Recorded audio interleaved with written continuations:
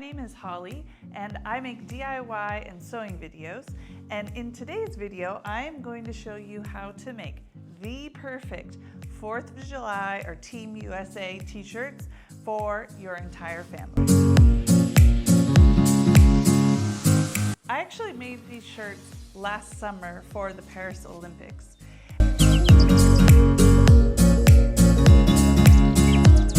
And even in Paris, at an event like the Olympics where there are hundreds of nations participating, these shirts were an absolute hit.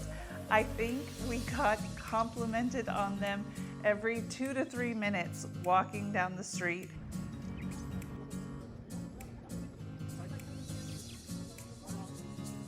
So in today's video, I'm going to show you the design process and construction process behind making these shirts. The first step is to choose a shirt pattern. Best to choose something with no darts or pleats so that there are no distortions to your stars and stripes fabrications. Men's button-down shirts are perfect for this. As for fabric, I'm using a Tencel viscose fabric, which has great drape but can be a little slippery to work with. This design would also look great in a cotton or a linen. Now, based on your pattern, decide where you want the stars and stripes to be in your shirt and calculate how big you need to make your fabrications. For the stripes pieces, my advice is to sew together the stripes into a fabrication slightly bigger than you need and then cut your pattern piece out of it. This is easier than trying to cut and sew your stripes to the exact right size from the beginning. I also recommend using a French seam to connect the stripes to keep the fabric from fraying. A serger could also be used, but looks a little less nice. For the star pieces, cut your pattern pieces out of the plain blue fabric and then decide where you want the stars to go and how big they should be. It's much easier to sew the stars on before any pattern pieces are sewn together.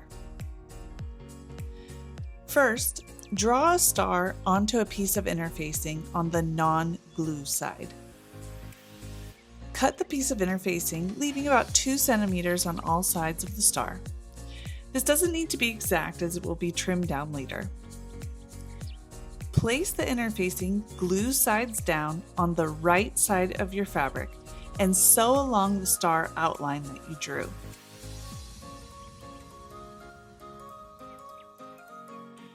Snip into the center of the sewn-on star and cut out the entire inside, about 3 millimeters from the stitching edge. Clip into each point just up to the stitching and clip off extra bulk from the corners. Then turn the remaining interfacing, all the parts that are outside the star, into the center and straighten it out so that it lays flat against the back of the fabric. The glue side should now be facing down. Take a piece of white fabric that is big enough to cover the entire star hole, plus 2 centimeters, more or less, and place it under the star hole, right sides up. From the top of the shirt, iron the white fabric to the interfacing border.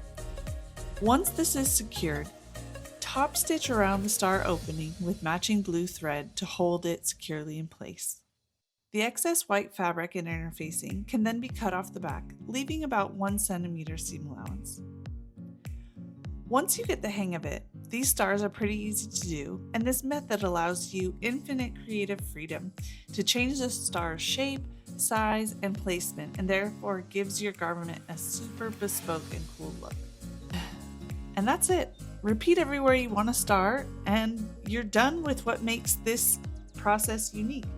Go ahead and finish sewing the garment according to the instructions using your new Stars and Stripes panels, and you're all set.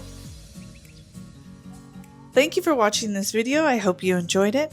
Please tag me or send me a photo if you end up making one of these shirts.